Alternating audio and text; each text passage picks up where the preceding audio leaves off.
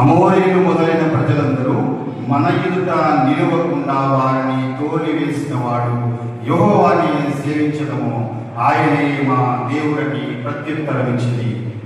యెహోషువ మాట చెప్పకుండా వీళ్ళు కంగారు పడిపోయారు. అరే నాయన ఏమైంది ఏంటి? ఆ యెహోషువ ఎట్లా అంటున్నాడు? ఇంత పెద్ద సభలో ఈ విధంగా మాట్లాడుతున్నాడు యెహోషువ. వాళ్ళు ఆలోచించుకుని దేవుడి పవర్ వాళ్ళకి తెలుసు కాబట్టి మళ్ళా దారిలోకి వచ్చి ఓకే మేము దేవుడిని సేవరిస్తాం అని ప్రత్యుత్తరం ఇచ్చారు యెహోషువ. అనగా ఈ రోజున యెహోషువ తీసుకున్న ఈ నిర్ణయం ధైర్య సాహసాలతో కూడిన నిర్ణయం. ఈ సభలో ఒక వ్యక్తి నుంచి నిలబడాలి, మాట్లాడాలి అంటే అవ్వదు. ఒక 10,000 మంది నుంచి వివేకంగా వాళ్ళకి వ్యతిరేకంగా మాట్లాడాలి అంటే మాట్లాడలేరు. బట్ మాట్లాడాడు అంటే దేవుని కృప యెహోషువకి తోడుగా ఉంది కాబట్టి ఆయన బెదరకుండా అదరకుండా నేను మాత్రము యెహోవాను మాత్రమే సేవిస్తాను, నేను మాత్రమే కాదు నా కుటుంబముతో సహా యెహోవాను మేము సేవిస్తాను అని ధైర్యంగా యెహోషువ మాట్లాడుతున్నాడు. అనగా యెహోషువ ఈ విధంగా మాట్లాడాడు అంటే ఇది ఒక ఆదర్శంగా తీసుకున్నటువంటి మాట. ప్రతి ఒక్కరూ ఆదర్శంగా తీసుకోగలగాలి. అంటే ఒక వ్యక్తి యొక్క నిర్ణయము మార్పుకు నాంది పలికింది. ఒక వ్యక్తి యొక్క నిర్ణయము మార్పును తీసుకొచ్చింది. అది ఒక వ్యక్తిని కాదు, ఆ మార్పు సమాజాన్ని మార్చింది, ఆ సభను మార్చింది. కాబట్టి యెహోషువ ద్వారా మనం నేర్చుకోవాల్సిన విషయం ఏంటంటే పిల్లలను పెంచేటువంటి తల్లి తండ్రి యెహోషువను ఈ మాటను బట్టి ఆదర్శంగా తీసుకోవాలి.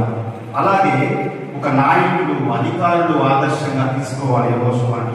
అలాగే దేవుని కలిగి ఉన్నటువంటి కుటుంబము ఒక సమాజంలో ఉంటే ఆ కుటుంబం ద్వారా సమాజం మారుతుంది అని చెప్పడానికి ఉదాహరణ ఎవరంటే యెహోషువ.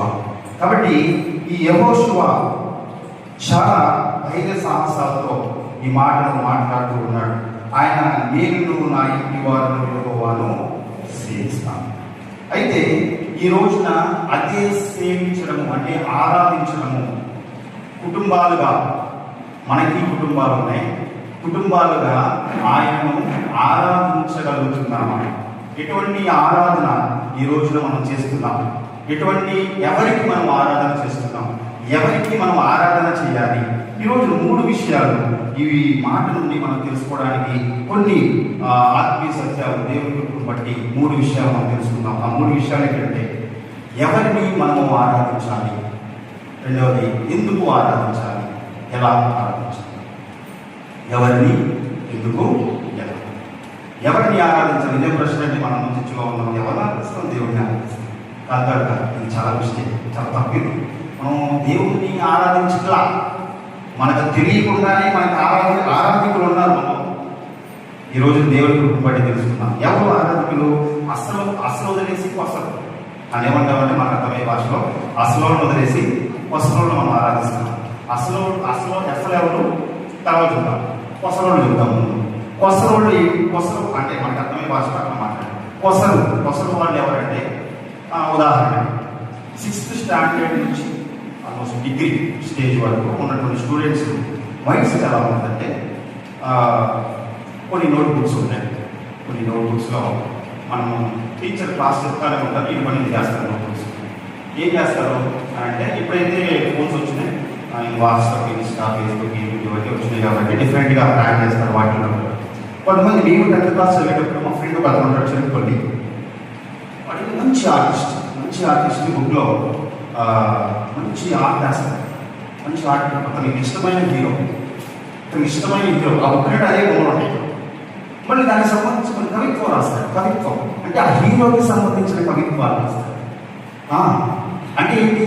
తనకు తెలియకుండానే ఆ వ్యక్తి ఎవరైతే ఉన్నారో అతన్ని ఆరాధిస్తున్నాడు.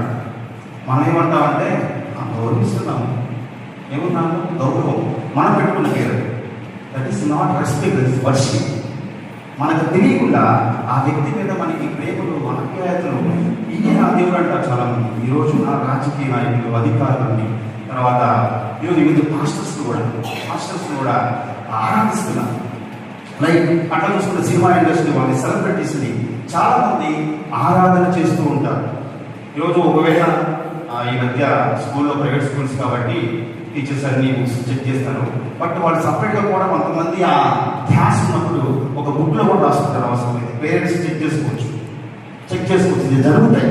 యాజ్ ఎ స్టూడెంట్ నేను అనిపించాను కాబట్టి చెప్తున్నాను.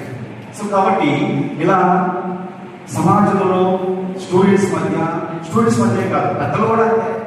పిల్లలేమి పెద్దలేమి ఎవరైనా ఉంటే ఈ విషయంలో మనకు తెలియకుండానే కొన్ని ఆరాధిస్తాం. డబ్బుని ఆరాధిస్తాం, ఆస్తిపాస్తులను ఆరాధిస్తాం, ఐశ్వర్యాన్ని, దీన్ని కూడా ఆరాధన చేస్తాం. ఎప్పుడు మధ్యాహ్నం ఒకటైంది ఆరాధిస్తాను, మరి సాయంత్రం 7 ఎప్పుడైంది అంతే. అంటే తిండిని కూడా ఆరాధిస్తాను. ఇది కూడా ఒక ఆరాధన. అంటే మనకు తెలియకుండానే జరిగిపోతా ఉన్నాయి. ఈ ఆరాధన అనేటువంటిది మనిషి పెట్టుకున్న పేరు ఏంటంటే, రకరకాల మనుషుల్ని ఆరాధన చేసేటప్పుడు పెట్టుకున్న పేరు దాన్ని గౌరవం అని పెట్టుకున్నాను. వాస్తవంగా నేను కూడా 10th క్లాస్ చదివేటప్పుడు ఆల్మోస్ట్ 7th స్టాండర్డ్ నుంచి కూడా బుక్లో నేను కొన్ని రాసుకునేవాడిని. ఫస్ట్ పేజ్ 3 రాసేవాడు.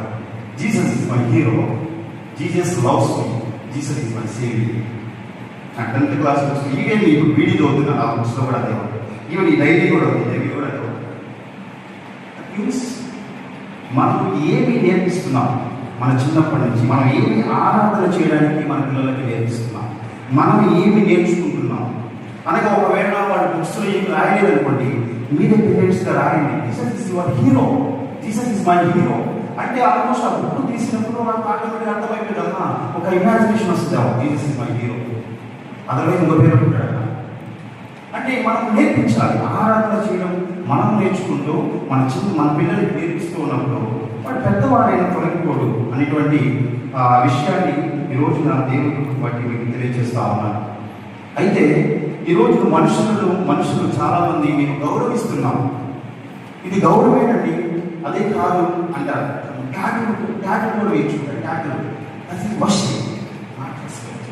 సో కాబట్టి మనము ఎవరినైనా గౌరవిస్తున్నాము అంటే మనుషులకు ఇవ్వవలసినటువంటి గౌరవాన్ని దేవునికి ఇవ్వవలసిన ఆరాధన చేత మనము ఇచ్చేస్తున్నాము అంటే అది విగ్రహారాధన అవుతుంది.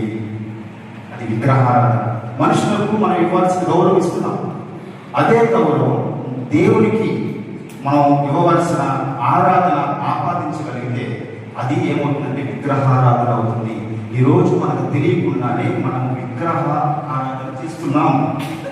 ప్రసాదం తింటే విగ్రహారాధన కాదు. ఇవి చిన్న విషయాలు కూడా అది కూడా విగ్రహారాధనే.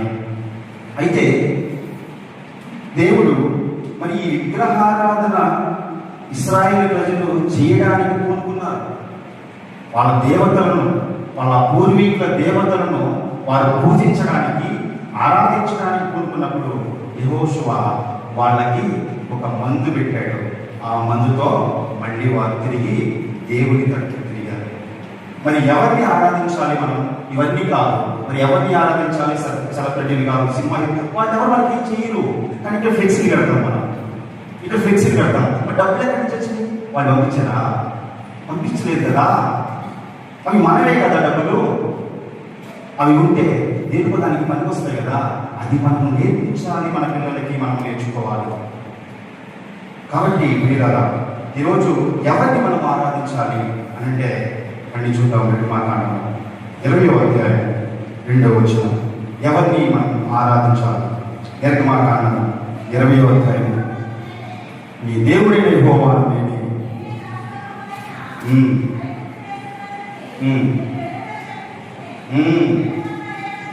నేను తప్ప వేరొక దేవుడు నీకు లేడు.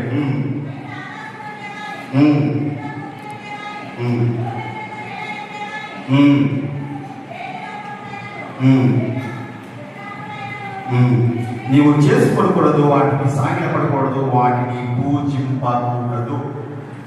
This is the first commandment God given for us. దేవుడు మనకు మొదటి ఆజ్ఞ ఇచ్చాడు. ఆయన మొదట్లో ఇచ్చేసాడండి, నీ దేవుడైన యెహోవాను నేనే, ఐ యామ్ అనేటువంటి మాట ఇట్స్ ఎ పవర్ఫుల్ వర్డ్. అది చాలా బలమైనటువంటి పదం. I am. పిల్లలు ఆడుకుంటే ఒక పిల్లడు వస్తుంది, ఒక పిల్లడు